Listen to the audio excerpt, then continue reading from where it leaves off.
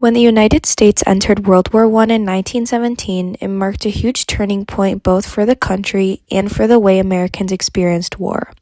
For the first few years, the United States had tried to stay neutral after repeated attacks on American ships and growing pressure from its allies. President Woodrow Wilson asked Congress to declare war on Germany.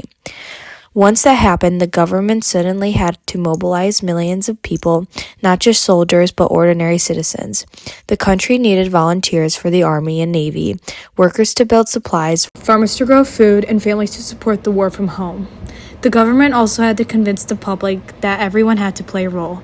That's where propaganda came in. In 1917, Wilson created the Committee on Public Information.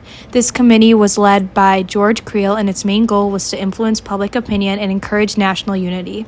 The CPI used every form of media available at the time, newspapers, speeches, posters, etc., to reach Americans in their everyday lives. They controlled much of what people heard and saw about the war. One of the most famous examples from this time period is Uncle Sam recruitment poster. The image shows a stern-looking man with white hair and a tall hat decorated with stars. He dressed in red, white, and blue, and he is pointing directly at the viewer with the words, "I want you for the U.S. Navy." The character Uncle Sam had been used in political cartoons since the early 1800s as a symbol of the U.S. government and the American people. During World War I, when people saw Uncle Sam pointing straight at them, it told Americans that helping in the war wasn't someone else's job, but it was their responsibility.